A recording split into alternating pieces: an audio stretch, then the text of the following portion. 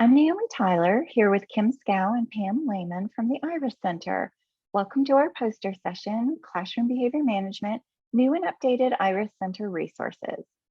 The Iris Center is funded by the U.S. Department of Education's Office of Special Ed Programs to provide free online resources about evidence-based instructional and behavioral classroom practices. We do this to help teachers develop the knowledge and skills they need to improve the educational outcomes of all students, particularly struggling learners and students with disabilities. We provide a number of different types of resources that can be embedded into college courses for pre-service prep or into professional development activities. We have a handout that provides more information on each type of resource available, and you can find that handout at our virtual booth in the virtual exhibit hall. I'm going to provide a quick overview of some of our new and newly updated resources, and I'm going to focus on the modules. We have recently revised two of our most popular modules, Classroom Behavior Management Parts 1 and 2. And during this revision process, the series was expanded to include 3 modules. The first, Classroom Behavior Management Part 1, Key Concepts and Foundational Practices, originally described the components of a comprehensive behavior management plan, but the revised content now covers key principles, culturally sustaining practices, and foundational practices related to comprehensive classroom behavior management.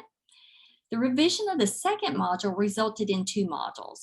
The first, Classroom Behavior Management Part 2 Elementary, Developing Behavior Management Plan, was developed specifically with primary and intermediate teachers in mind. And the second, Classroom Behavior Management Part 2 Secondary, Developing a Behavior Management Plan, is geared toward middle and high school teachers. And these modules review the major components of a classroom behavior management plan, which includes statements of purpose, rules, procedures, consequences, action plans, and crisis plans, and it guides users through the steps of creating their own plan. Additionally, we added a new feature to these modules to meet the needs of educators who are returning to in-person learning.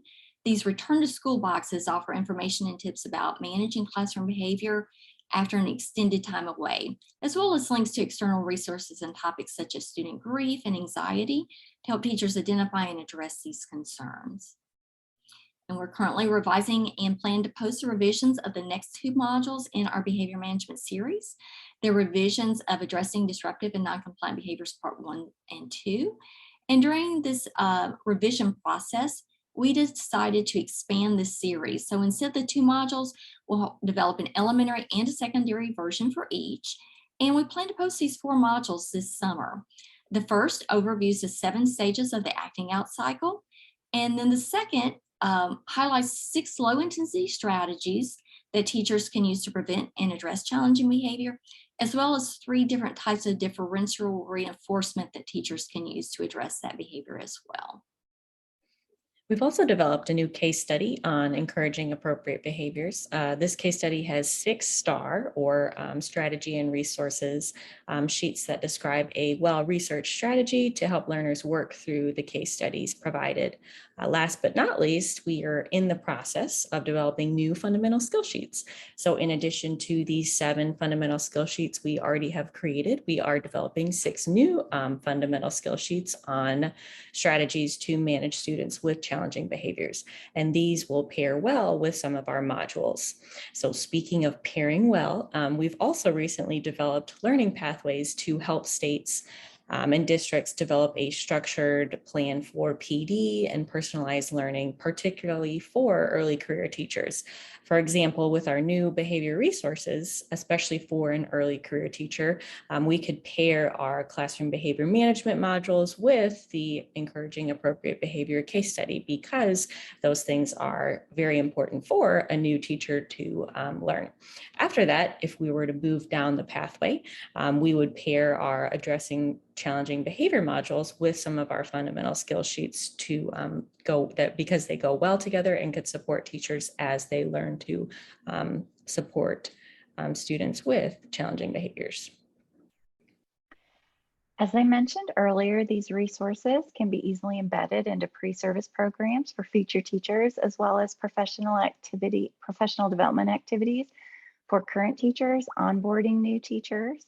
and personalized learning for experienced teachers. Our data show that these resources are not only used for teachers and school leaders, but also for paraeducators, substitute teachers, related service providers, and other school staff like hallway and cafeteria and playground monitors and bus drivers and more. So we also make it easy to monitor and provide verification of learning for professional development through an option to earn an IRIS PD certificate upon completion of some of our most popular modules. So we just want to thank you again. I know this has been a quick whirlwind discussion or sharing of some of our most recent resources. But as I mentioned, we've got handouts with more information at our virtual exhibit booth, and we encourage you to visit the website and explore the resources for yourself. Thank you.